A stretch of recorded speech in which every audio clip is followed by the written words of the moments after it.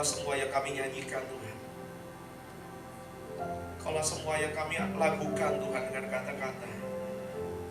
Kami ngerti Tuhan hebat, kami ngerti Tuhan mulia. Tapi yang kami mau Tuhan, kami mau lihat hidup kami pun jadi hebat dan mulia bagi Tuhan. Bukan cuma kami sekedar mengenal Tuhan, memanfaatkan Tuhan. Kami pun ingin jadi anak-anak Tuhan, ingin jadi gereja Tuhan yang dimanfaatkan oleh Tuhan, yang dipakai oleh Tuhan. Kami bosan Tuhan cuma hidup agamawi. Kami bosan cuma kebaktian rutin. Kami mau more of you dalam hidup kami Tuhan. Kami mau hidup satu hidup yang greater, satu hidup yang lebih hebat, yang lebih besar Tuhan. Kami bosan Tuhan cuma jadi orang Kristen biasa-biasa. Kami bosan cuma jadi orang Kristen anyep suam-suam kuku. Kami ingin hidup kami terbakar buat Tuhan. Karena kami sadar Tuhan, kami sedang hidup di ujung daripada ujung akhir zaman. Buat kami gerak Tuhan. Buat kami gerak Tuhan. Buat kami gerak ketika kami tidak bergerak. Kami sadar tangan Tuhan ada di Indonesia. Kami sadar mata Tuhan sedang ada di Indonesia. Kami sadar Kairos Tuhan sedang ada di Indonesia. Pintu kesempatan Tuhan sedang buka dan pintu itu amat singkat. Itu sebabnya ajar gerejamu untuk berlari. Ajar kami untuk lari Tuhan. Ajar kami untuk terbang bersama Tuhan. Dalam segala kebodohannya, jangan biarkan hamba-Mu bicara dengan isi kepalanya. Biarkan setiap perkataan, setiap ilustrasi, setiap penjelasan, setiap firman yang keluar benar-benar adalah rema daripada Tuhan. Ubah setiap logos jadi rema. Ubah setiap pengetahuan jadi daging dalam hidup anak-anak-Mu. Supaya mereka pulang tidak biasa-biasa. Mereka pulang dapat sesuatu diubahkan oleh firman Tuhan. Karena kami percaya firman-Mu adalah kebenaran dan kebenaran adalah Kau sendiri. Sebab itu bicaralah ya Tuhan. Kami sangat mengasihi Engkau. Bicaralah Bapak-Bapak seperti Papa kepada anak-anaknya. These are your sons and daughters. Ini anak-anak cowok, anak-anakmu laki-laki, anak-anakmu perempuan Tuhan. Kami mau belajar di kaki-Mu dengan diam, dengan takjub. Dan kami berkata, Bapa, beri kami makan roti hidup-Mu Tuhan. Karena kami lapar dan haus akan Engkau. Bicaralah Tuhan, sebab umat-Mu sudah siap mendengar. Yang siap belajar firman sama-sama katakan, amin. Kasih tepuk tangan yang meriah buat Tuhan. Kasih salam kanan kiri, bilang siap-siap belajar firman Tuhan. Haleluya. Boleh yang di belakang kita maju ke depan. Jangan jauh-jauh dari hadirat Tuhan. Yang saya tahu makin dekat sama bos biasanya cuannya makin gede. Sebab itu kalau saudara makin dekat sama Tuhan, berkatnya makin gede saudara. Jangan duduk di belakang, mari kita ke depan. Terima kasih untuk Bapak Gembala, juga pengurus di tempat ini sudah mengundang saya. Tak kenal maka tak sayang, dengan cepat saya perkenalkan nama saya Pendeta Muda Asaf Immanuel. Jadi kalau saudara ketemu saya di jalan bisa panggil Asaf atau Iman, asal jangan hey. Oke saudara ya. Kalau gendut, jangan saudara ya. Bahaya itu saudara ya. Kalau ketemu di jalan bisa tegur dan jangan lupa ajak makan siang. Itu akan sangat menyukakan hati saya. Nah, anak saya satu, istri saya satu, udah habis-habis. Anak saya satu laki, ganteng sekali saudara, luar biasa ganteng. Kalau Anda nggak percaya, lihat aja papanya. Ketawa mau apa ini saudara, menyakitkan hatiku saudara. Just kidding saudara ya. Istri saya satu, anak saya satu, ginjal saya satu. Karena tahun 2004 ginjal saya berubah jadi dokter kasih namanya bagus sekali, double density giant tumor. Tumor double densitas raksasa. Karena kalau Anda punya penggaris 30 cm, Anda kurangi 1 cm, berapa saudara? 29 cm itu diameter tumor saya. Jadi saya bukan cuma ibu-ibu, saya jadi bapak hamil. Jadi saya pernah masuk ke dokter, ngalami USG, ngalami CT scan, MRI, semua sudah saya alami. Dan ternyata itu adalah tumor yang membengkak, ginjal kanan saya membengkak, besar, semua organ perut saya semua ada terdesak ke sebelah kiri. Dan ada dua kemungkinan, makin hari makin membesar. Di MRI kelihatan semua sudah terdesak dan pankreas itu teksturnya kayak tahu. Anda tahu tahu? Tahu. Nah, itu kalau dipencet apa saudara tahu? Hancur. Nah, itu kemungkinan pertama. Kemungkinan kedua, karena membesar terus maka dur, saudara. Bukan balon balon meletus ya saudara, bukan saudara. Tapi perut saya ini udah mengalami stretch mark, sampai sekarang masih ada robek-robek. Ya kalau dibiarkan terus melar ya game over saudara. Tapi Tuhan belum selesai dengan saya. Orang yang bandel ini berhadapan dengan Allah yang maha sabar. Dan tahun 2008 sekali lagi saya dipites Tuhan sedang selesai berkhotbah di sebuah gereja, saya kesakitan, saya teriak kesakitan, dilarikan ke rumah. 2 hari 2 malam tidak bisa, jangankan tidur, saudara, telentang. Saya dari kursi aja nggak bisa karena begitu kesakitan. Saya teriak-teriak kesakitan, lantas dilarikan ke sebuah rumah sakit sini, masuk ke gawat darurat, langsung dicek, dikira jantung, cek semua jantung normal. Dokter curiga, akhirnya mulai lagi dibuka lagi, CT scan kurang akurat, masuk lagi MRI kurang akurat, dokter mau buka. Lantas setelah semua selang masuk, dokter datang ke kamar saya setelah beberapa hari pemeriksaan dan panggil istri saya keluar. Lantas di luar saya lihat istri saya air mukanya berubah, saya tidak bisa samperin karena saya masih pakai mask oksigen dan segala selang, saudara. Lantas istri saya bilang, dokter masuk ke dalam, suami saya pasti siap mendengar. Dan waktu dokter masuk ke dalam, dokter bilang, Pak, maaf, permisi Pak, maaf sekali Pak. Kenapa dok? Maaf Pak, kami sudah periksa dan Bapak kena kanker paru-paru stadium 3. Hari itu dunia saya terbalik. Saya seperti kena sambar geledek di siang hari. Tapi saya bilang begini sama Tuhan, Tuhan, saya pernah operasi besar, saya pernah kehilangan organ tubuh. Kalau saya mati hari ini, saya tahu saya kemana. Tapi istri saya masih muda dan dia tidak kerja, anak saya waktu itu masih kecil. Tuhan, izinkan saya membina istri dan anak saya dalam pengenalan yang benar akan Tuhan, dalam takut akan Tuhan. Saya mau lihat anak saya bertumbuh, grow, berjalan sama Tuhan dan melayani Tuhan. Dan saya bilang, Tuhan, saya mau dengar, saya mau lihat, bukan cuma dengar. Firman yang saya baca ini hidup apa teori?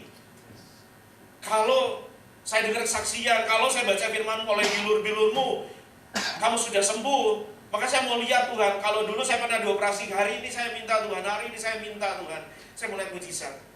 Kita semua berdoa, gandengan tangan di rumah sakit sampai berhari-hari. Konfirmasi datang dari tempat-tempat yang saya nggak kenal, bahkan dari kota-kota yang saya nggak kenal. Semua pendoa bilang, Bapak nggak akan apa-apa. Tuhan bilang, Bapak nggak akan apa-apa. Kaget saudara, karena kami pun dapat hal yang sama. Lantas saya tanya istri, siap, kita keluar rumah sakit, siap. Cabut cuma selang, dokter panik, Pak, kami dari rumah sakit tidak tanggung jawab. Bikin surat pernyataan, silakan dokter, bikin, saya tanda tangan, silakan keluar. Lantas dengan iman kita keluar, tapi toh kesembuhan harus dicek, saudara. Ini langkah iman, masih sakit, masih gini. Dan kalau di rumah sakit saya punya morfin, tinggal pencet terus sedikit mengurangi rasa sakit. Tapi ketika di luar saya tidak punya pertolongan apa-apa selain Tuhan. Lantas kita bilang, jangan nanggung, ayo cek ke Singapura. Saya bilang, jangan tanggung lah, ke Singapura sekalian. Dalam perjalanan ke Singapura, lain kali saya ceritakan, saudara, saya mengalami pengalaman di luar tubuh sekitar 15 menit, mungkin mati, mungkin apa, saya nggak ngerti. Lain kali saya ceritakan, karena hari ini saya dapat tugas Kisah Para Rasul pasal 9. Tapi saya hidup dengan satu tujuan, itu menyampaikan apa yang Tuhan kasih lihat waktu itu. Singkat cerita isinya gini, Tuhan bilang gini, kalau aku datang hari ini, 10% orang Kristen siap, 90% tidak siap. Nangis saya, saudara. Sampai di Singapura saya dirawat lagi, dibuka lagi, dibelek lagi, CT scan lagi, MRI lagi, seminggu. Capek, saudara, capek. Tapi ketika kami sedang menunggu hasil, dan dengan kursi roda saya didorong ke ruangan dokter, kita gandengan tangan sama istri kita, bahasa roh, kita percaya Tuhan, kami akan lihat mujizat. Kami percaya Tuhan baik, Tuhan pasti tolong kami. Dokter masuk dengan setumpuk berkas, dokter buka dengan bahasa Inggris, dokter India ini katakan, Pak, kami sudah periksa, Anda buang-buang uang ke Singapura, Anda sia-sia datang kemari. Kalau Anda dengar vonis seperti itu, apa pikiranmu, Bapak Ibu?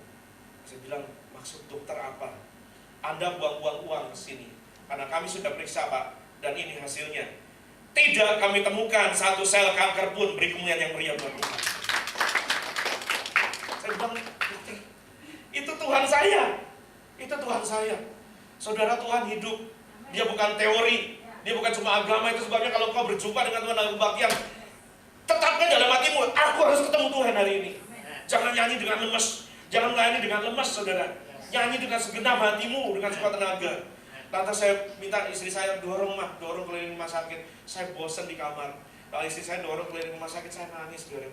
Nangis bukan karena tagihannya gede, saudara, mahal juga, saudara, ratusan juta. Mahal juga, saudara, tapi saya nangis karena, wow, kok bisa ya Tuhan?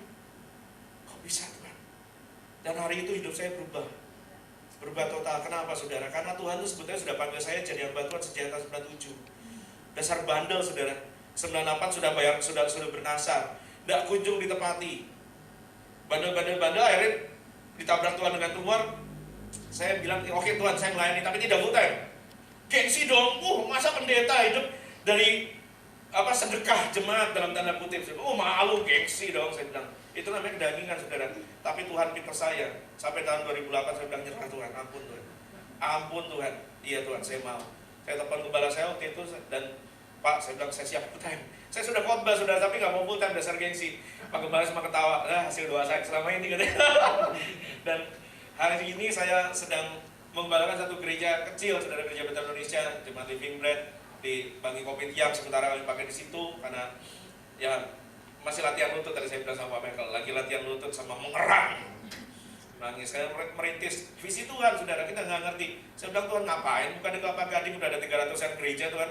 Nggak di mana gitu, Tuhan? Kirimlah saya ke Korea Selatan gitu, Tuhan. Tapi Tuhan kirimnya di sini. Tapi ya apapun itu taat saja sama Tuhan.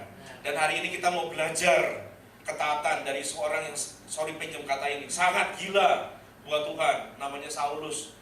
Gereja kita sedang belajar kitab Kisah Para Rasul dari Juni sampai Desember nanti. Dan hari ini kita sampai di bagian yang bagian dari yang paling excited, ketika gereja dan kekristenan akan diperkenalkan dengan seorang yang bernama Saulus berubah jadi Paulus. Kita buka Kisah Para Rasul pasal 9. Kisah Para Rasul pasal 9. Hari ini saya diberi tema Greater Calling. Kisah Para Rasul pasal 9. Kita akan melihat ada satu kejadian yang menghebohkan dan membingungkan banyak umat Tuhan. Kita buka Kisah Rasul 9 ayat 19b sampai 22. 19b sampai 22, nanti sambil kita belajar firman, kita akan baca sebisa mungkin satu pasal ini kita selesaikan secara jantan, secara Kristen, saudara. Kisah Rasul 9 ayat 19b sampai 22, yang sudah dapat katakan haleluya. Kita baca dengan suara keras, saudara, saking kerasnya sampai sebelahmu terganggu. Oke? Siap, saudara? 1, 2, iya. Saulus tinggal beberapa hari bersama-sama dengan murid-murid di Damsyik. Ketika itu juga ia memberitakan Yesus di rumah-rumah ibadat dan mengatakan bahwa Yesus adalah anak Allah. Semua orang yang mendengar hal itu heran dan berkata, bukankah dia ini yang di Yerusalem mau membinasakan barang siapa yang memanggil nama Yesus ini? Dan bukankah ia datang ke sini dengan maksud untuk menangkap dan membawa mereka ke hadapan imam-imam kepala? Akan tetapi Saulus semakin besar pengaruhnya, dan ia membingungkan orang-orang Yahudi yang tinggal di Damsyik, karena ia membuktikan bahwa Yesus adalah Mesias. Haleluya. Ia membuat orang-orang Kristen di Damsyik apa, saudara? Bingung. Anda kalau jadi orang Kristen dan bikin orang bingung, jangan-jangan kekristenanmu biasa-biasa. Anda harus jadi orang Kristen yang membingungkan seperti Saulus, belum jadi Paulus. Nah, perubahan Saulus membingungkan jemaat Tuhan. Kenapa? Karena perubahannya begitu drastis.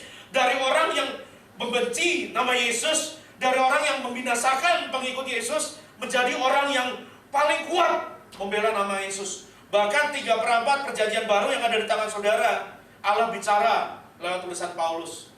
Ini edian, saudara. Ini betul-betul bukan cuma sebuah perubahan. Ini perubahan yang drastis. Pertanyaannya adalah kenapa? Nah ini kan, kenapa dia bisa berubah seperti ini? Mari kita lihat Saulus ini sebetulnya siapa? Dia punya reputasi yang mengerikan. Coba satu orang laki-laki di antara kita, brother, sahabatku yang baju kotak-kotak, coba pasal 8 ayat 1 sampai 3 coba baca dengan suara kuat. Siapa Paulus? Dia punya reputasi. Dan reputasi tidak baik. Orang ngomongin dia tiap hari. Dan inilah reputasi dia. Kisah Para Rasul 8 ayat 1 sampai 3. Silakan. Saulus juga setuju bahwa Stefanus mati dibunuh, dimartir atas perintah siapa? Coba. Ini bukan orang baik nih. Tangannya bersimbah darah. Terus? Pada waktu itu mulailah penganiayaan yang hebat terhadap jemaat di Yerusalem. Mereka semua kecuali rasul-rasul, sebar seluruh daerah Yudea dan Samaria. Terus? Orang-orang saleh menguburkan mayat Stefanus serta meratapinya. Ayat 3. Tetapi Saulus berusaha membinasakan jemaat itu, dan ia memasuki rumah demi rumah dan menyeret laki-laki dan perempuan keluar dan menyerahkan mereka untuk dimasukkan ke dalam penjara. Ini orang jahat. Dia membunuh, bukan penjahat yang dibunuh. Yang dibunuh bukan teroris, tapi anak-anak Tuhan, orang-orang Kristen, orang-orang jemaat mula-mula. Dia seret, dia tangkap bukan cuma di gereja, dia samperin sampai ke rumah-rumah. Persis seperti kira-kira apa yang sedang terjadi di Irak hari ini. Orang-orang Kristen diburu bagi orang memburu bebek, saudara. Dan saya lihat foto-foto yang ngeri, saudara, di Irak itu orang nggak ditembaki lagi di jalan atau di mana, disamperin di rumah. Ada satu keluarga yang di ruang tamu, saya lihat keluarga ini rupanya keluarga berada, saudara. Karena rumah-rumah yang ditandai oleh si isi sosis itu, rata-rata rumahnya gede, saudara. Rumahnya gede, dikasih tanda huruf Arab Nun. Nun itu huruf N kalau dalam bahasa Latin. N itu untuk Nasrani, Nasaran, orang-orang Kristen. Dan ditandain, masuk ke situ, orang lagi di ruang tamu, lagi duduk, TV plasmanya, home theaternya gede, saudara. Ditembakin, semua bersimbah darah. Sebagian foto lagi saya lihat ada yang sedang berkumpul di kamar tidur. Semua mungkin saudara-saudaranya, teman segerejanya model kita gini udah ngumpul, ditembakin. Ada yang berkumpul di kamar mandi, ditembakin. Mereka sampai mati, tidak menyangkal Yesus. Tapi hari itu orang-orang yang tidak menyangkal Yesus ini bertemu dengan seorang yang buas sekali yang namanya Saulus. Ini orang jahat, saudara. Tangannya bersimbah darah. Dan dia merasa dia melakukan apa yang benar. Sebaliknya, saudara, selain reputasi yang mengerikan, pasal 9 ayat 1-3 menjelaskan kepada kita tentang Paulus begini. Sementara itu berkobar-kobar hati Saulus untuk mengancam dan membunuh. Perhatikan, bukan cuma ngancam, bukan cuma ancaman kosong. Membunuh murid-murid Tuhan. Ia menghadap imam besar dan meminta surat kuasa daripadanya untuk dibawa kepada majelis Yahudi di Damsik, supaya jika ia menemukan laki-laki atau perempuan yang mengikuti jalan Tuhan, ia tangkap mereka dan membawa mereka ke Yerusalem. Perhatikan, Pak Saulus ini, selain dia orang yang bengis, punya reputasi jahat, dia bukan orang biasa-biasa. Kenapa saya bisa ngomong gitu? Dia bisa ketemu imam besar. Bertemu dengan imam besar, jangan Anda bayangkan bertemu dengan calon presiden kita hari ini. Lagi pemilu, semua orang bisa ketemu. Ini imam besar ini sombong-sombong, saudara. Oh, nggak usah ngomong imam besar, ya imam kecil. Imam kecil tuh rabi-rabi, kecil-kecil tuh. Wah, sombong. Sombong tuh, bener gak? Yesus ngomong apa? Di pasar, pakai jubah yang panjang-panjang, ingin doa di tempat-tempat umum, kelihatan sama orang, terima penghormatan dari publik. Bener gak, saudara? Kira-kira mirip lah yang hari-hari ini, terus celananya kebanjiran, hitam-hitam, terus kelihatan suci. Makanya tadi saya pamit, saudara, sama Pak Michael. Saya bilang saya datang hari ini melayani dengan baju santai, karena saya percaya ini ibadah pemuda, kan semua lucu-lucu, masih ganteng-ganteng, keren-keren kan, saudara. Gini, saudara, karena kesucian, kekudusan, urapan gak ada hubungannya dengan, misalnya saya datang pakai hitam-hitam, saya ada putihnya gitu. Terus ada ibadah, oh, kudus. Enggak, saudara. Kudusan itu di dalam. Amin, saudara. Nah, Paulus ini orang yang berkuasa. Bahkan bukan cuma bisa ketemu imam besar, surat kuasa diberi imam besar. Tapi pertanyaan saya, surat kuasa diterimanya gimana? Dikasih? Dikeluarkan? Enggak, diminta. Oh, gila, saudara. Dia minta, saudara. Dia bisa nuntut imam besar, kasih saya surat kuasa. Artinya apa? Dia punya posisi. Ini orang pejabat hari itu, saudara. Pejabat dalam lingkup agama. Orang yang dihormati, orang yang punya posisi. Mungkin kalau hari ini kemana-mana pakai jas, naiknya Alphard, saudara. Benar nggak, saudara? Tapi pertanyaan kita sekali lagi, setelah kita melihat latar belakang Saulus, apa yang merubah dia sedemikian sampai jemaat bilang, ini membingungkan, orang ini dulu mau bunuh kita, kok sekarang jadi gini? Pasti sesuatu yang ajaib dan gak biasa terjadi sama dia. Mari kita melihat apa yang terjadi dengan Saulus. Kenapa dia bisa seperti ini? Kisah 9 ayat 3-9, kita baca ganti-gantian, saudara. Ayat 3-9, saya baca ayat ganjil, saudara genap, nanti ayat 9 kita baca sama-sama. Ayat 3, dalam perjalanannya ke Damsik, ketika ia sudah dekat kota itu, tiba-tiba cahaya memancar dari langit mengelilingi dia. Ayat 4,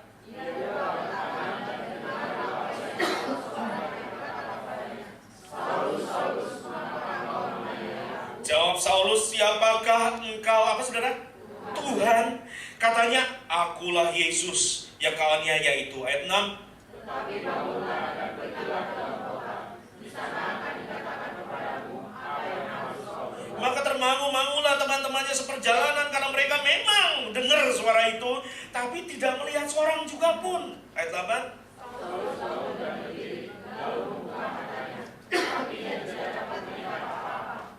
Mereka harus menuntut dia masuk ke Damsik. 3 3 hari lamanya ia tidak dapat melihat, dan 3 hari lamanya ia tidak makan dan minum. Saking syoknya, saudara. Bukan stres, no. It's not stress, Bapak. Ini syok.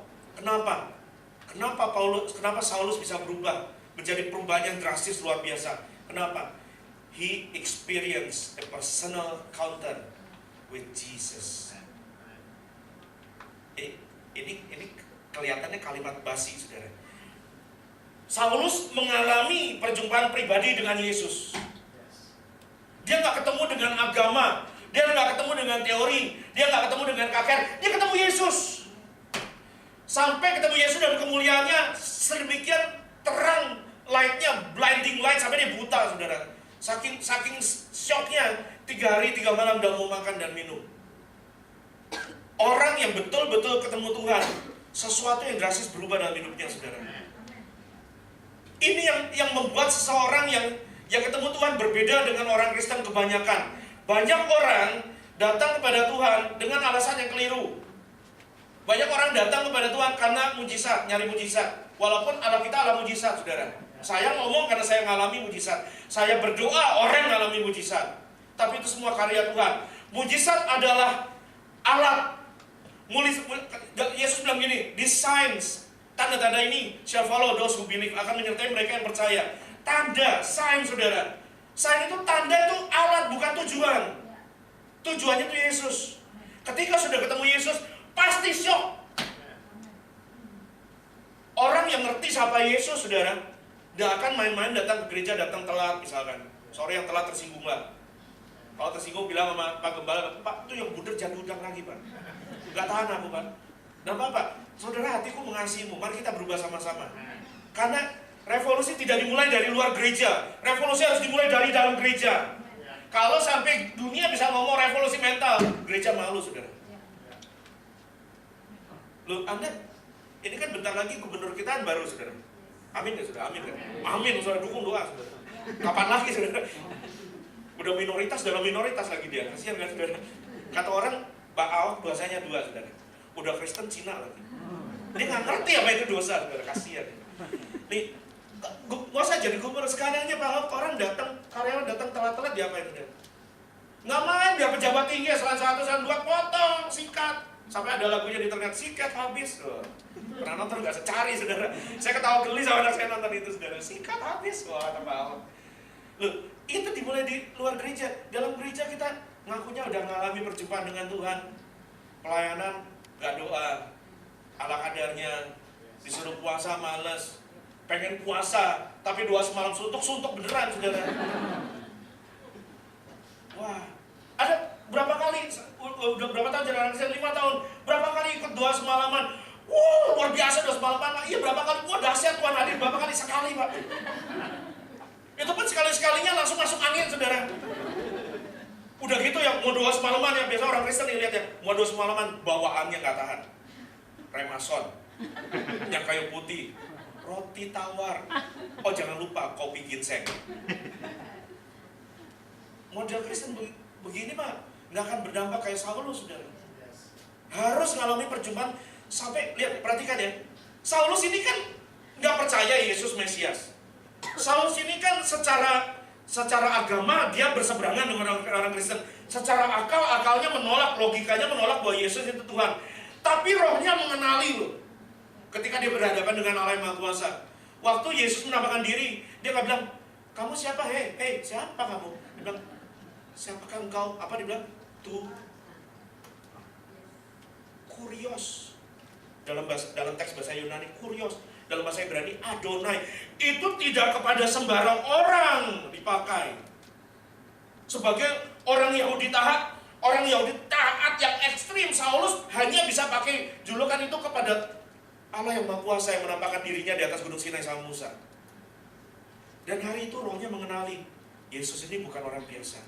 Dia kurios, dia Tuhan. Saya jadi ingat perjumpaan pertama kali Yesus dengan seorang murid yang paling dia kasih yang namanya Simon. Ingat gak waktu Simon gagal mancing ikan?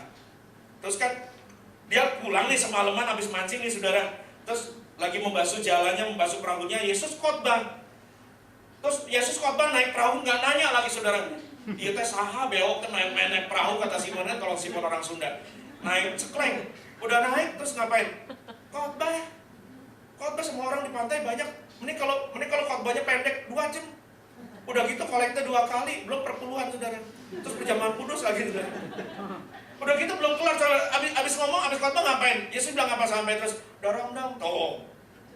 Bingung gak saudara? Besok belum. Iya apa? Dorong dong. Lah beneran didorong ke tengah laut lagi. Yesus bilang apa? Kamu gak dapat ikan kan semalaman, ayo dorong. Loh. Kamu kan anak tukang kayu. Saya ini nelayan profesional. Saya udah puluhan tahun mancing saudara. Hei guru, tapi karena engkau yang menyuruhnya juga, ya udah deh. Manggilnya apa guru, rabi. Nah, langsung ke sana. Ayo buang jala. Jala robek. Perahu datang teman-teman datang perahu. Teman-temannya datang semua saudara sampai mau tenggelam 2 perahu itu. Langsung dia sadar siapa yang di hadapannya, gemetar. 2 lutut berjumpa saudara. Lantas dia bilang apa? Tuhan. Kita Kristen berapa tahun? Sadar gak Yesus itu Tuhan? Banyak kita memerlukan Yesus cuma juru selamat. Juru selamat dosa, juru selamat ekonomi. Ayo, juru selamat sakit, penyakit. Juru selamat jodoh. Yang jomblo kan? Tapi gak apa-apa. Tapi ketika Anda berhadapan dengan Tuhan, Anda sadar siapa Dia dan siapa Anda. Ini kesadaran yang dijumpai Paulus, dan kesadaran ini membawa perubahan sama dia, saudara. Berubah sama sekali, sampai dia ngerti destininya. Kalau Anda baca ayat 10-19a, Saulus ini kan sedang buta. Tuhan bicara sama Ananias. Tuhan bilang, Ananias pergi ke satu rumah, jalannya ini, alamatnya ini. Lihat Tuhan kalau nyuruh orang spesifik, saudara. Ketemu orang namanya Saulus, doakan, sebab dia sudah kupilih. Atas Tuhan suruh Ananias sampaikan di ayat 15 bilang begini, destininya Paulus begini. Tetapi firman Tuhan kepadanya, pergilah, sebab orang ini adalah apa saudara? Alat pilihan bagiku untuk memberitakan namaku kepada bangsa-bangsa lain.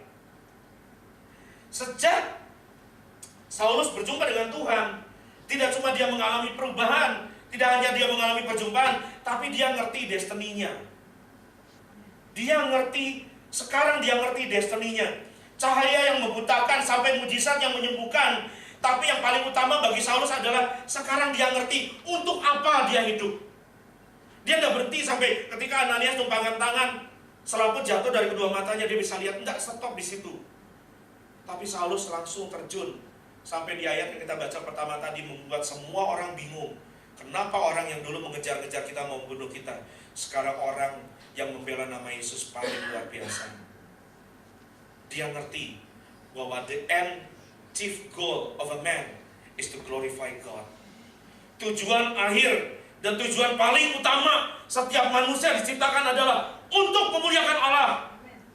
Bukan untuk kawin, bukan untuk cari pangkat, bukan untuk cari pendeta dihormati orang, bukan untuk cari posisi, bukan untuk ganteng, bukan untuk kaya, bukan untuk tenar, populer, tapi untuk memuliakan Allah. Dan dalam segala bidang profesi apapun kau lakukan itu. Katekisasi Westminster katakan begini, the end chief of every man is to glorify God and to enjoy Him forever. Tujuan utama dan tujuan terbesar, tujuan akhir setiap manusia hidup diciptakan adalah untuk memuliakan Allah dan untuk menikmati Allah selama-lamanya. Kalau Anda tidak memuliakan Allah dalam hidupmu, sorry ya, seberapa panjang umurmu, katakanlah umurmu panjang sekalipun karena kau mampu punya jaga kesehatan sampai umur 90. Kalau kau tidak memuliakan Allah lewat umurmu yang cuma 90 tahun itu, sia-sia umurmu. Sia-sia. Apa yang Anda mau kejar dari dunia ini? Anda mau kejar posisi, popularitas? Berapa banyak orang yang menang Indonesian Idol dan dikagumi 200 juta orang? Dan mana mereka sekarang? Sorry ya, posisi tertinggi di negeri ini, orang bisa rebut sampai gila-gilaan. Kita dipertunjukkan satu perebutan kekuasaan yang aneh sama sekali. Demi sesuatu yang fana, orang berebut dengan gila. Padahal, sorry to say ya, maksimal bertata berapa lama? 2 periode, 10 tahun. Setelah 10 tahun kemana dia? Pensiun. Kemarin saya nonton berita ini, nggak tahu ya bisa pas-pasan gitu. Pemda dengan ahli waris tanah, nggak jauh dari sini, sedang berebutan tanah. Nontonnya, bulldozer udah datang, polisi udah datang. Ternyata tanah ini juga milik siapa? Milik ahli waris keluarga mantan wakil presiden ada Malik. Nggak ada powernya. Kita mau bangga apa? Posisi tertinggi di negeri ini pun kelar. Anda mau, tapi Pak, saya kan lulusan Amerika and Australia and Canada. Ya. Anda mau titel apa dari Amerika? S1, S2, S3, S7, STLR, saudara. Sorry ya, ini nih rentan, saudara. Saya berapa kali ngalami maut sampai berapa minggu lalu waktu mau pelayanan ke sebuah gereja di Kuningan, mesti ngebut naik motor, saudara, supaya cepat nyampe. Menghujam trotoar, menghujam aspal dengan sangat kuat. Saya, puji Tuhan ada helm, saudara. Saya merasakan, ini tuh rentan, saudara. Anda mau apa titelmu? Profesor, dokter, kebetulan medit, bocor dan kotor, eskalator, bocor. Ini kalau sudah mampet, saudara, ini karena makan samcan terus, bertobat yang suka makan samcan ya. Makan samcan terus, nggak bagi saya, gitu. Begadang, minum kopi terus, mampet. Kalau udah mampet, saudara, tepuk tanganmu di kebaktian nggak lucu, saudara. Ada tepuk tangan yang Anda mau gagah apa? Mau binaraga sampai binarangka, saudara. Mau perutmu six pack, kalau saya one pack, one big pack, saudara. Kalau udah ini mampet, ini saudara. Mau ngapain gitu, telat, saudara. Sejak muda saya mau ngomong sama Anda, saudara. Muliakan Allah. Muliakan Allah. Paulus ngerti destininya, dan Paulus tidak sia-siakan. Sekalipun umurnya tidak lama, tapi hidupnya maksimal. Hidupnya maksimal, saudara. Saulus berubah total. Dia menerima greater calling dari seorang penggiat agama menjadi alat pilihan di tangan Tuhan. Dari seorang yang menjadi aib bagi Tuhan menjadi seorang yang memuliakan Tuhan. Kalau bicara pengalaman masa lalu, saya aib. Ini kan anak muda semua, saya cerita. Ini juga masih muda dong, saudara ya. Beda casing dikit lah, berapa senti, saudara. Kalau Anda berjumpa dengan Tuhan, perubahan drastis terjadi. Anda sadar siapa dia dan siapa Anda. Dan Paulus menerima dari seorang yang menjadi aib buat Tuhan, menjadi seorang yang memuliakan Tuhan, karena perjumpaan dengan Tuhan menyadarkan dia bahwa saya punya utang yang gede banget sama Tuhan. Dan sebetulnya seberapapun dia berkarya, utang itu tidak pernah bisa bayar. Makanya pelayanan dan hidup yang memuliakan Tuhan harusnya jadi sebuah ucapan syukur. Sampai dia ngomong dalam Galatia 2:20, hidupku bukan aku lagi, melainkan hidup dalam anak Allah yang telah mengasihi aku. Kalau ngomong aib, saudara, ini juga aib, saudara. Dulu waktu seumur Anda gitu ya, waktu muda gitu, udah Kristen, saudara, katanya Kristen, saudara, pacaran di satu kampus nih, saudara, di fakultas itu ada pacarnya, di fakultas ini ada cabangnya, di sini ada franchise-nya. Buka rayon, buka cabang, buka ranting. Aduh, Tuhan. Kalau ingat-ingat bertobat dulu raja ini, saudara. Kalau sekarang kan ada apa, bisa di-download. Anak-anak sekolah ya, pagi-pagi sarapan, lihat nonton video porno di handphone, sarapan katanya. Nangis loh kita itu, saudara. Zaman saya nyarinya susah, sekarang tinggal download. Dulu udah nyarinya susah, ngumpulin susah. Bertobat bukannya dibakar, dibagi, saudara, bagi berkat saya. Coba aib, saudara. Tapi ketika saya berjumpa Tuhan, saya menyadari bahwa itu kotor banget. Itu kotor banget. Anda tidak pernah dapat berkarya maksimal buat Tuhan sampai Anda sadar dari lubang hitam macam apa Tuhan angkat Anda. Kita ini brengsek semua. Siapa yang duduk di sini bisa ngomong, enggak, Tuhan pilih saya karena saya suci kudus. Dari dulu sudah dipilih. Ada yang ngaku gitu kan, dipilih karena suci kudus hidupnya. Itu saya bingung tuh Alkitab sebelah mana sebenarnya. Roma 3 menggambarkan kepada kita kondisi manusia. Tidak ada yang benar, seorang pun tidak. Semua orang sudah berdosa, kehilangan kemuliaan Allah. Tidak ada, kita diselamatkan karena anugerah, bukan karena kita hebat. Tidak. Kesadaran itu yang membawa Paulus menjadi orang yang luar biasa. Karena dia sadar, ini panggilannya gak main-main.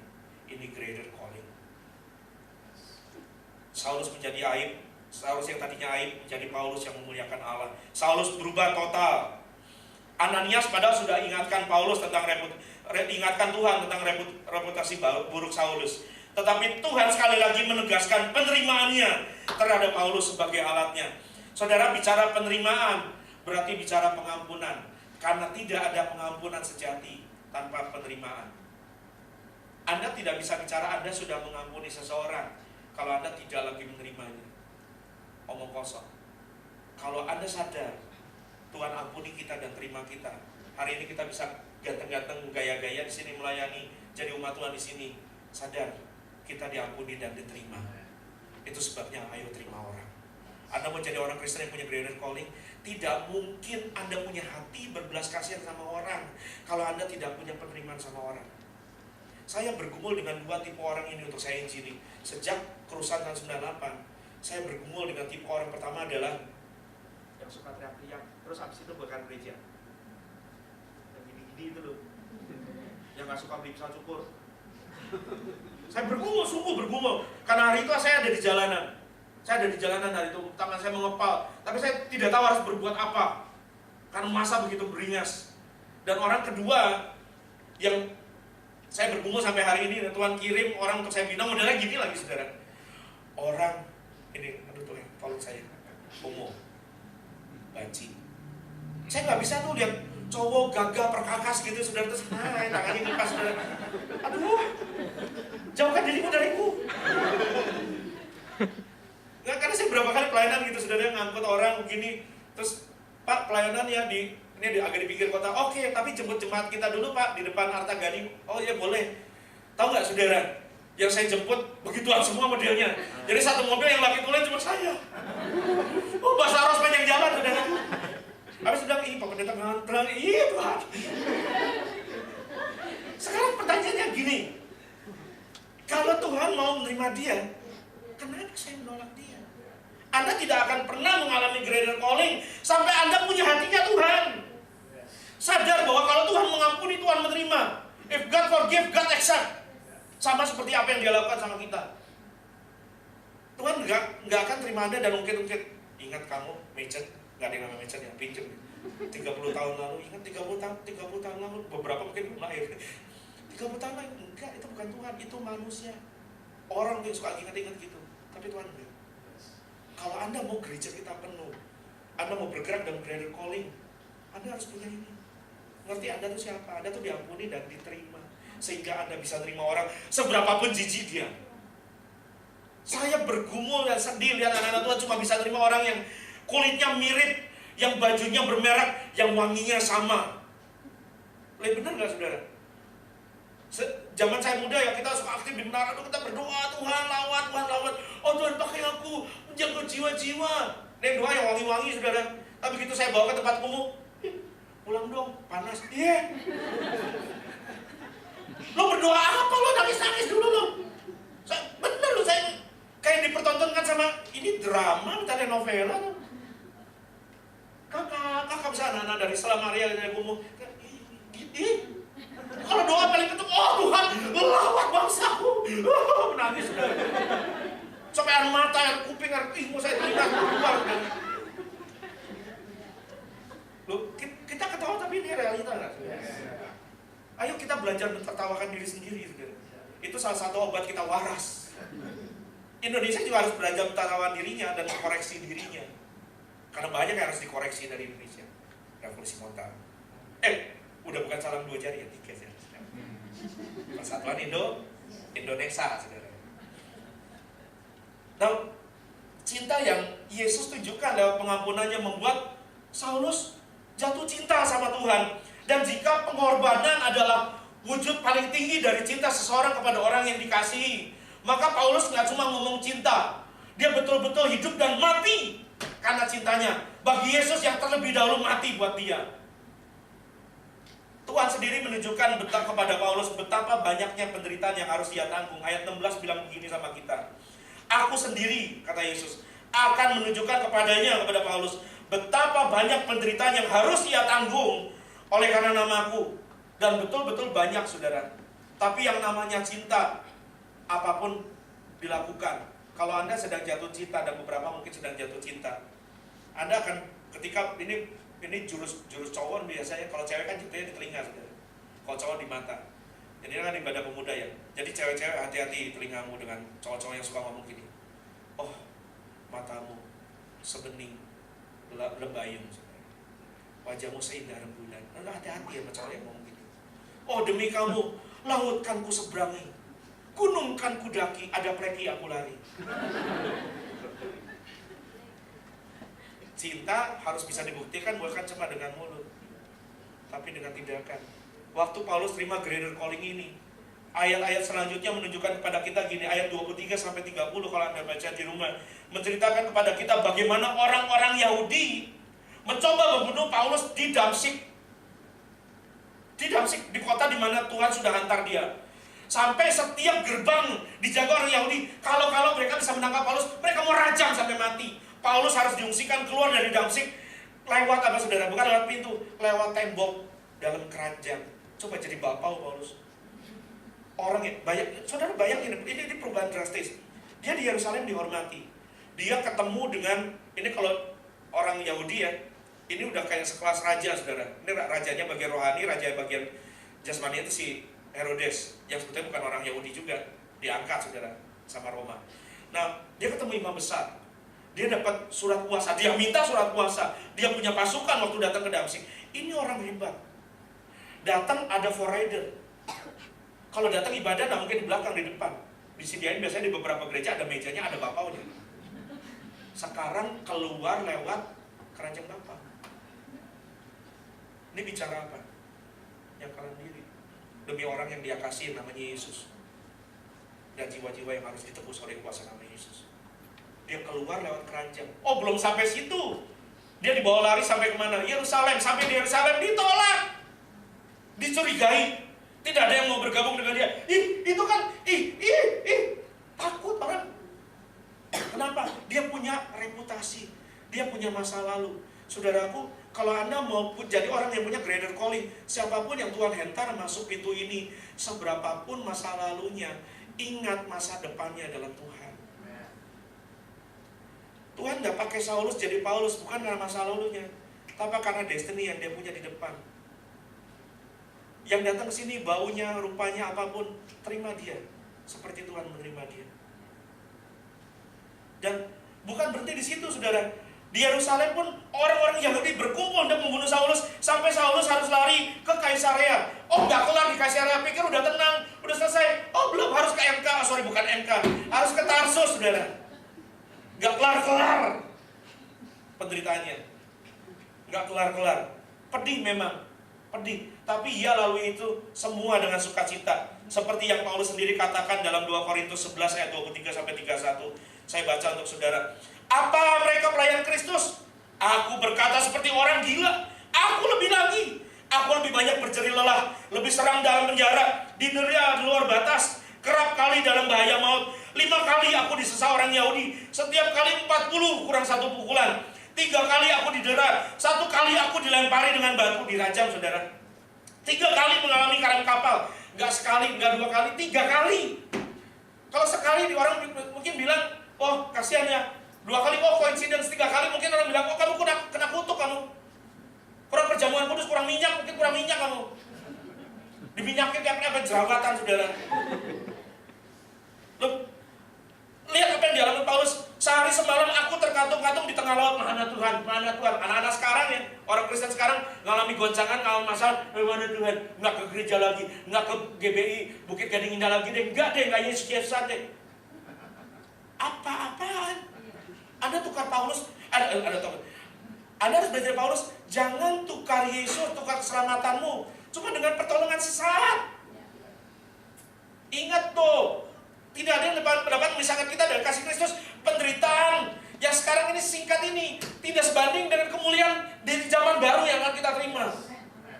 Paulus ngomong apa? Dalam perjalanan aku sering diancam bahaya banjir, bahaya penyamun, bahaya dari pihak orang Yahudi, bahaya dari pihak bukan orang Yahudi, bahaya di kota, bahaya di padang gurun, bahaya di tengah laut, bahaya dari pihak saudara-saudara palsu. Aku banyak berjerih lelah, bekerja berat. Kerap kali aku tidak tidur, aku lapar dahaga. Kerap kali aku berpuasa kedinginan dan tanpa pakaian. Coba Anda mengiring Tuhan, melayani, jadi orang Kristen sampai yang kelaparan tidak bisa pakai baju sampai telanjang. Tidak ada rasanya.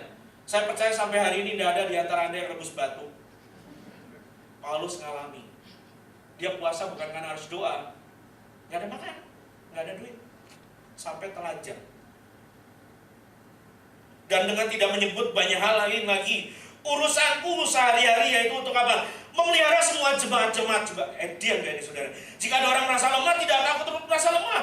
Jika ada orang tersandung, tidak akan hatiku hancur oleh duka. Jika aku harus bermegah, maka aku akan bermegah atas kelemahanku. Allah, yaitu Bapa dari Yesus Tuhan kita yang terpuji selama-lamanya, tahu bahwa aku tidak berdusta. Dulu dia selfish, dulu dia self-centered, dulu dia egois, dulu dia self-serving. Karena begitu banyak orang yang serve dia sebagai seorang petinggi, sebagai elit Farisi. Dia sudah terbiasa dilayani, tapi sekarang dia rela melayani. Bahkan fokusnya berubah. Tadinya fokusnya diri, sekarang fokusnya orang lain. Ini greater calling. Tadinya fokusnya diri, tapi sekarang fokusnya orang lain.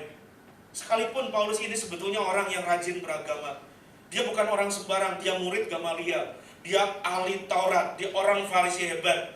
Dia beragama, tapi dia orang yang empty dan bitter, seorang yang kosong dan pahit. Dengar pengakuannya sendiri tentang apa yang dia lakukan sebagai orang yang cuma beragama. 1 Timotius 1 ayat 13 bilang gini, aku yang tadinya seorang pemujat, seorang penganiaya dan seorang ganas, tetapi aku telah dikasihaninya, karena semua itu telah kulakukan tanpa pengetahuan di luar iman. Jangan sampai Anda ibadah dan melayani di sini, Anda nggak ngerti Anda ngapain. Jangan Anda dengar khotbah, Anda nggak ngerti pendeta ngomong apa. Tanpa pengetahuan di luar iman. Paulus ini orang terpelajar, murid Gamaliel, seorang teolog yang mampu. Saya percaya ini pasti bisa bahasa Ibrani, pasti. Karena ibadah dan Taurat itu saya bahasa Ibrani. Dia pasti bisa bahasa Aram, karena sebagian perjanjian lama dan bahasa sehari-hari waktu itu adalah bahasa Aram. Dia pasti bisa bahasa Yunani, karena jelas dikatakan bahwa dia berbudaya Yunani, berbudaya Helenistik. Dan dia pasti bisa bicara bahasa Latin, karena dia warga negara Roma. Minimal paling tidak Paulus bisa 4 bahasa. Saya nggak tahu apa dia bisa bahasa Mandarin, bahasa Kek, saya nggak tahu. Tapi yang jelas Paulus ini orang pintar. Dia minimal bisa 4 bahasa. Itulah bedanya dengan orang yang cuma beragama, tahu banyak, tahu teologi, tapi tidak mengalami encounter, perjumpaan dengan kasih Tuhan. Kelihatannya tahu banyak, tapi sebetulnya tidak tahu apa-apa. Karena sebetulnya sebelum kita mengalami kasih Tuhan, semua pengetahuan kita nol besar. Sekalipun Anda hebat main musik, sekalipun saya hebat khotbah, sekalipun Anda hebat mengembalakan apapun pekerjaan Anda, sekalipun Anda hebat, tanpa kasih Tuhan, tanpa berjumpa dengan Tuhan, Anda nol besar. Nol besar. Orang yang sudah mengalami perjumpaan dengan kasih Tuhan pasti mengalami perubahan drastis, radikal. Paulus yang sadis, ganas, berubah jadi Paulus yang habis-habisan mengasihi Tuhan dan sama sampai mati. Sampai kepalanya dan lehernya terpisah. Bukan karena dia jahat, tapi karena dia mengasihi kamu dan saya. Sampai berita Injil bisa sampai di sini. Lihat bukti perubahan drastis yang ia alami. 1 Timotius 1 ayat 15 sampai 17 bilang begini. Paulus bilang 1 Timotius 1 ayat 15 sampai 17. Perkataan ini benar dan patut diterima sepenuhnya. Kristus Yesus datang ke dunia untuk menyelamatkan orang berdosa, dan di antara mereka aku yang paling berdosa. Dia nggak tunjuk orang lain. Pertemuan dengan Tuhan membuat kita sadar siapa kita. Kita orang brengsek, kita orang najis, kita orang egois, maunya dimengerti, maunya dilayani, maunya diampuni, maunya dipahami, tapi sukar mau memahami orang lain, apalagi menerima dan mengampuni orang lain. Paulus sadar ini kuncinya. Ketika aku dikasihani, kuncinya apa? Paulus mengalami kasih Tuhan. Orang yang kering di dalamnya, yang tidak mengalami kasih Tuhan, tidak akan bisa membagikan apa-apa keluar dari hidupnya. Karena kita tidak bisa membagikan apa yang kita tidak punya. Kalau Anda hari ini minta sama saya, Pak, saya minta Alphard, saya tidak bisa kasih, saya tidak punya. Kalau Anda bilang, Pak, minta permen, boleh tak kasih 10. Saya punya, saya bisa beli minimal. Kalau Anda bilang, Tuhan pakai aku with a greater calling, kalau Anda tidak punya kasih Tuhan, Anda tidak akan bisa dipakai Tuhan. Karena Anda tidak bisa membagikan apa yang Anda tidak punya. Tidak mungkin. Kita tidak bisa kita melayani karena kita terlebih dahulu memiliki dan mengalami kasih Tuhan. Pertanyaannya adalah, sudahkah beberapa tahun Anda jadi Kristen, jadi jemaat gereja sini, Anda sudah mengalami kasih Tuhan atau belum? Atau kalau Anda pernah, hari ini bagaimana kasih Tuhan dalam hidupmu? Masih terbakar bergelora atau sudah suam-suam kuku? Suam-suam kuku ini bahaya. Kamu tidak panas, tidak dingin. Sebab itu aku muntahkan kamu keluar dari mulutku. Pertanyaan saya Bapak Ibu, kalau kita mengaku kita dalam Tuhan, kita Kristen, kita jemaat GBI, tapi Yesus muntahkan, posisi kita, pertanyaanku adalah di mana kita? Dalam atau di luar Yesus? Dan kita masih pede menyambut Yesus datanglah segera, sementara kita dalam keadaan suam-suam buku. Bahaya sekali saudara-saudara. Bahaya sekali. Orang yang belum pulih beda dengan orang yang sudah pulih. Orang yang belum pulih terus memusingkan dirinya tentang apakah dia diperhatikan atau tidak. Datang ke gereja, keluar, pulang, cerita sama temannya, tadi pengurus nggak tegur saya terluka. Tadi gembala nggak nyapa saya, nggak salamin. Mungkin tangan saya bau kali. Saya nggak mau ada ke gereja itu lagi. Saya ke gereja sono. Di gereja sono pas pendeta lagi batuk, nggak bisa salaman, pindah lagi saudara. Orang yang belum pulih akan terus memusingkan dirinya diperhatikan atau tidak. Sementara orang yang sudah pulih akan terus memusingkan siapa yang bisa saya perhatikan dengan kasih Kristus. Beda. Ini greater calling saudara. Kita dipanggil untuk memulihkan dan memberkati. Kalau kita masih kepingin terus Tuhan pulihkan saya, berkati saya, itu tandanya belum pulih. Loh iya. Anda kalau makan buffet, saya undang nih. Saudara-saudara, habis ini kebaktian kita makan, all you can eat. Benar nggak saudara? Kalau Anda belum kenyang, saya akan lihat Anda muter-muter di meja buffet. Terutama kalau di bagian pojok kanan tuh, kalau di kondangan biasanya sate kambing dan gulai kambing sebelah kanan tuh, masuk pintu utama sebelah kanan. Itu banyak orang muter situ tuh. Dan yang muter situ nggak peduli umurnya udah, wah saya bilang ini mesti banyak doa syafaat nih. Karena umurnya udah dekat saudara. Nyarinya kambing lagi saudara kan. Wah mau cepet rapture rupanya saudara. Mendahului rapture maksudnya. Dia menjumpai Tuhan sebelum Tuhan menjumpai dia. Nah, kalau kita ya perhatikan ya dari lagu-lagu yang kita nyanyikan dalam ibadah yang kita nyanyikan, kalau muaranya 3 orang muaranya saudara. Me, myself, and I. Saya, aku, dan gue. Udah berapa tahun? Kalau Anda 1 tahun, 2 tahun jadi Kristen, 3 tahun, oke lah. Kalau Anda 5 tahun, 10 tahun jadi Kristen, masa gitu terus? Iklan aja ngomong mimi terus. Tuhan juga ngomong lu terus. Kapan buahnya? Oh. Cuma tuh akhirnya ini Tuhan sabar. Kalau syukur saya bukan Tuhan. Kalau saya Tuhan, saya udah botak saudara mesti. Mikirin kamu tuh nggak berubah-berubah. Dari surga kalau ada kebaktian gini, lagi nyanyi buka wah berisik gitu. Loh, dia baca Alkitab itu pernah kejadian. Allah bilang sama Israel, bilang lewat nabinya, berisik perayaan-perayaan, aku gak tahan. Bising, kosong, empty, cuma bungkus, gak ada esensi. Sorry ya, banyak gereja modern hari ini mewah bungkusnya, kosong isinya. Sebab itu ya, ini kerinduanku, kita sama-sama bergumul saudara. Anda mau lihat gereja kita dilawat, Anda mau lihat kota kita dimenangkan, Indonesia menangkan. Jangan nunggu sampai Anda punya gedung kapasitas 10.000 orang. Oh, enggak. Ini dulu. Sampai kering tirdakmu. Nangis buat Tuhan. Maka cara kau melayani, cara kau main musik, cara kau menyanyi, cara kau menyembah, cara kau jadi kolektor, cara kau jadi aser berbeda. Dan tidak ada jemaat yang duduk di belakang kebaktian. Anda akan datang ke depan dan akan datang sama panggung bilang, tolong jadwal saya mau jadwalin saya jadi apa saja, aser penumpang, apa aja, bersihin karpet kalau perlu. Saya dan teman-teman saya sejak muda mulai pelayanan seperti itu.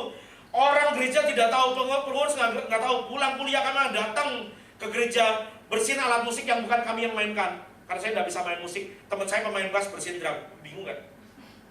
Yang main drum bingung, lu kok kilat? Tuhan lihat.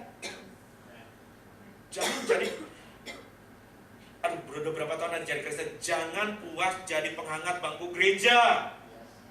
Please, bergerak. Aduh Pak, itu yang bundar jangan undang lagi Pak, aku gak tahan Pak. Sebodoh teing saudara. Karena gini loh saudara, kepentinganku adalah gini. Saya tidak peduli Anda gak suka sama saya, karena saya mau lihat Anda berubah. Saya tidak mau membuat Anda senang dan telinga Tuhan panas. Tidak mau saya. Lebih baik saya membuat telinga Anda panas dan hati Tuhan senang daripada Anda senang dan telinga Tuhan panas. Karena saya akan dalam posisi yang sangat berbahaya. Baru 3 kali hampir mati, saudara masa nggak kapok-kapok? Saudara berubahlah. Orang yang pulih akan bisa berkata pada dirinya, orang yang sudah mengalami perjumpaan dengan Tuhan seperti Saulus akan bisa berkata pada dirinya, Yesus cukup bagiku. Hanya orang yang sudah puas dengan Yesus ini yang bisa belajar mengisi kekosongan pada hidup orang lain. This is our greater calling. Paulus sudah ngerti apa greater callingnya, hidup yang berarti. Hidup adalah anugerah, tapi hidup yang anugerah ini mau kita buat apa dengan hidup ini? Cuma makan dan minum? Cuma kerja? Cuma ngumpulin uang? Cuma cuma seks? Cuma beranak lantas mati? Ngapain hidup yang cuma begitu? Buat apa? Itu hidup yang meaningless. Pengkhotbah mengatakan hidup seperti ini adalah kesia-siaan. Kesia-siaan semua yang kita kerjakan model gitu di bawah matahari. Kenapa Saulus bisa mengalami perubahan total yang membingungkan?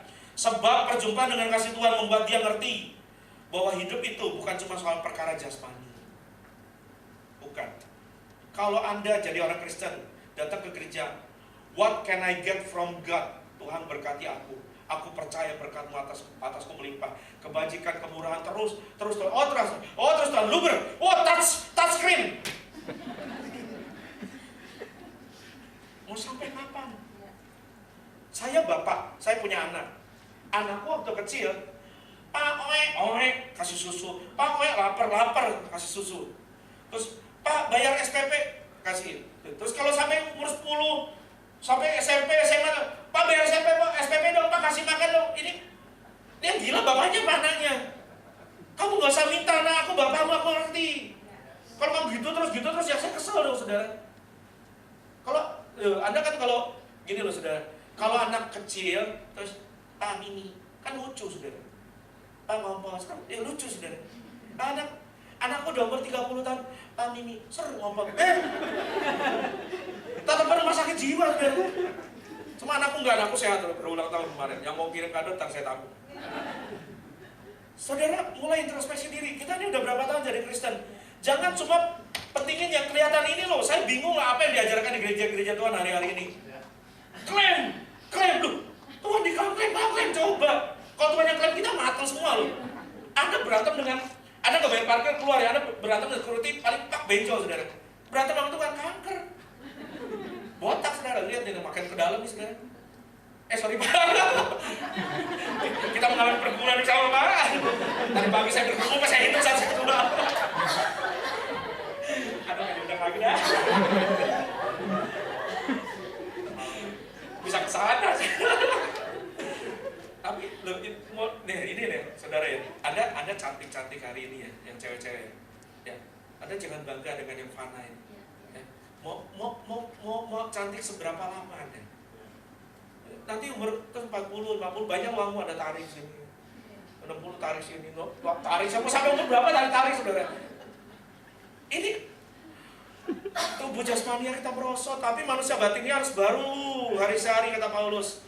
Dia ngerti ini yang lebih penting. Yang laki-laki kalau Anda menikah, siapa yang belum menikah coba katakan? Mau menikah ya? Hah? Mau? Ya nggak sekarang dong. Masa habis kebahagiaan terus nikah? Maksudnya nanti di masa depan. Maksudnya di masa depan kita mau menikah pasti ya. Ya yang jomblo tapi nggak mau angkat tangan ya jadilah sesuai imanmu lah pokoknya. Ini kalau Anda menikah, Anda cari calon istri, cari pacar cuma karena ini. Ya. Aduh, saya bergumul kayak apa pernikahan. Karena ini pasti ini yang gini ya. Yang begini pasti gini saudara pasti saudara. Ada mau ditarik ke Korea sekalipun. Ya, itu sampai saya pernah lihat gambar yang lucu ya. Pasangan Korea, cowoknya ganteng, ceweknya cantik. Begitu lahir anaknya jelek-jelek saudara. Itu kan hasil operasi plastik semua gitu saudara. Jadi ketahuan aslinya saudara. Ini merosot saudara. Kayak gini ya, latihan badani terbatas gunanya. Anda mau ke gym, mau ke gold gym, mau ke apa gym, jam gym, bagus olahraga, tubuh bayi Roh Kudus harus dirawat. Tapi ini six pack ini seberapa lama? Kalau cewek-cewek cuma ngandel-ngandel cowok, six pack. Jangan-jangan nanti dia udah begini, Anda udah nggak cinta lagi. Sayang, apa kabar? Masih bisa goyang. Bener kan? Orang kekristenan itu yang penting tuh di sini gitu, saudara. Makanya saya bersyukur ya gereja Kristen ya, gereja kita ya, nggak pentingin terus pakai asap-asap, menyan-menyan. Saya nggak tahu tuh sekarang pada pakai gitu-gitu lagi tuh. Bingung saya ditiup-tiup, tahun baru ya, tahun baru. Ya nggak apa-apa sih kalau mau beli, kalau punya dana mah beli aja, tiup aja sudah. Tapi tidak menambah dan tidak mengurangi. Pakai gini, pakai jubah-jubah, enggak. Kita datang apa adanya sama Tuhan. Kalaupun enggak full band, kalaupun cuma kerecekan, Tuhan hadir. Sungguh. Kalau Anda sungguh-sungguh cari Tuhan, Anda konsel Tuhan lawat. Loh, saya, ini kan kita tadi cerita ya, saya masih bergumul banyak gedung. Dan menara doanya itu di apartemen kami, di kamar tidur. Kenapa? Kalau bukan di kamar tidur, kanan kiri, duk, gitu saudara. Security datang saudara. Jadi semua pengerjaan yang aktifnya di kamar tidur rame-rame. Tuhan, lawat kami Tuhan. Ada orang yang saya paksa, kamu pelayanan, kamu datang doa, nggak datang doa, gawat kamu. Kita 2 jam, 3 jam nggak ngapa-ngapain, nggak khotbah, nggak apa, cuma nyembah Tuhan, bahasa roh nyanyi, nyembah Tuhan, di lawan Tuhan dia. Lagi main gitar, Tuhan, keluar setannya saudara, nggak ada yang numpang tangan. Cuma pakai gitar, nggak pakai full band. Nggak ada yang nari-nari, saudara, kebalai nari-nari, enggak. Aku jangan lihat saya nari lah, soalnya kehilangan nafsu makan. Tuh, dulu jahat waktu saya muda pernah ada yang jadwalan saya nari, saudara. Udah, mending kalau nari yang pakai banner doang, saya nari suruh begini. Ini saudara nari siapa sih? Sekali-sekali megang banner, saudara, orang lagi gagah-gagah gini banner. Saya bingung banner saya mana? Oh keliling, saudara. Depan jembatan bannernya ngegulung, saudara, malu banget, saudara. Begini lagi, saudara. Ngomong apa sih? Lagi doa, saudara, Tuhan lawat. Orang ini nggak ada numpang tangan. Setan yang keluar. Udah gemeter dengan dahsyat sampai megang gitar. Saya dengan sigap loh, saya berdiri. Sebentar orang masuk, saya berdiri, saya selamatkan dengan cepat gitarnya.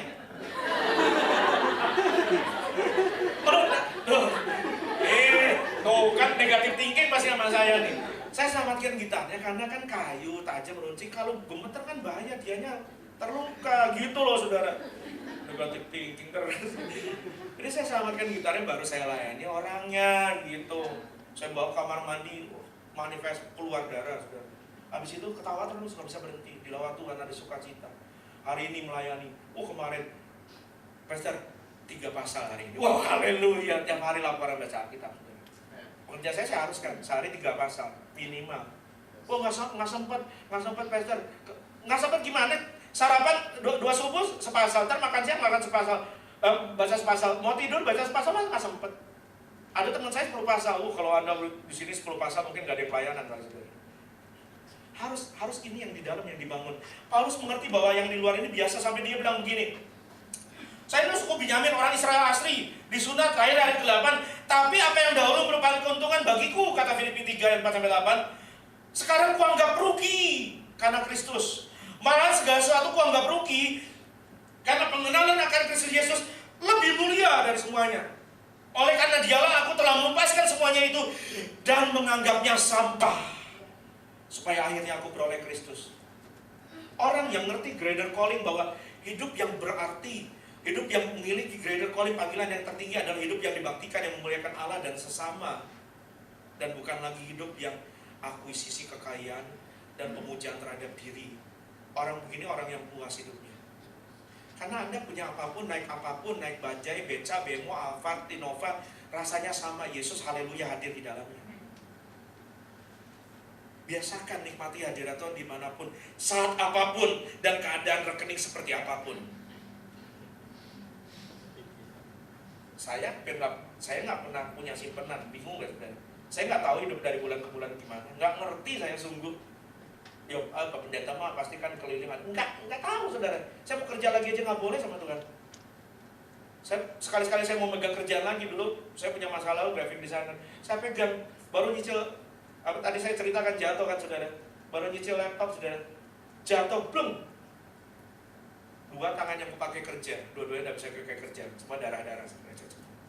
Pada saat yang sama Tuhan kasih teguran lewat satu hamba Tuhan lain, ngomong ke istri saya, ya ampun, saya bilang, Tuhan, hari ini masih makan kue siram saudara, sama nasi campur, Tuhan pelihara. Tapi bukan itu tujuan kita. Anda kerja silakan, kerja hebat. Anda kuliah tangguh. Tapi ingat, Anda kuliah, kerja, jadi pengusaha, jadi bisnismen, jadi pejabat, jadi apapun, bilang seperti ini, hidup bagiku adalah Kristus, mati adalah untung. Tapi hidup bagi Kristus.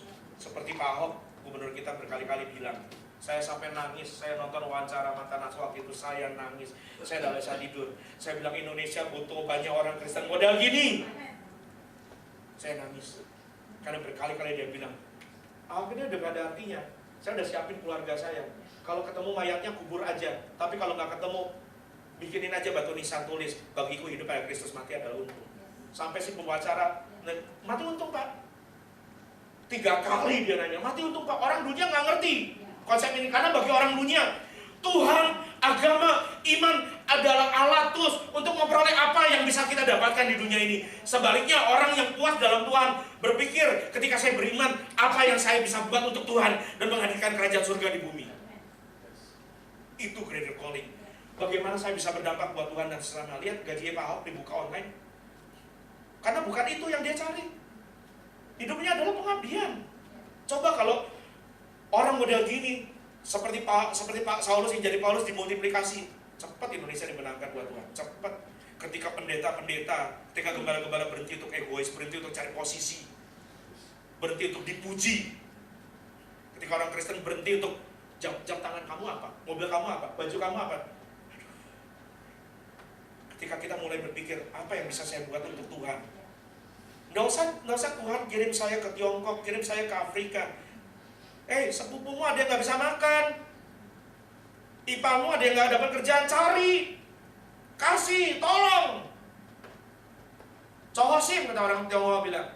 Karena ngerti cohosim nggak? Ya udahlah, nggak ngerti mah udah biarin lah. Saudara harus berpikir, saya ini dalam hidup yang sekelebat ini, saya meninggalkan jejak apa buat Tuhan di sini? Jangan sampai Anda diasafi. Karena di asafi dibuat seperti asap. Berkali-kali di ujung tanduk, di ujung maut, sampai saya sadar hidup ini nggak berarti ya. Begitu udah selang ini, cuma gini hidup, cuma gitu. Saya masih kepala 2, saya udah posisi manajer sudah. Cuma gitu loh, cuma begitu. Saya ketemu orang yang punya bisnis besar, umur 70. Ketika udah masuk gini, matanya udah begini, cuma begitu.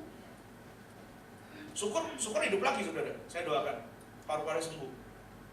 Kalau Anda masih muda-muda ya, Anda punya kesempatan banyak untuk berkarya buat Tuhan.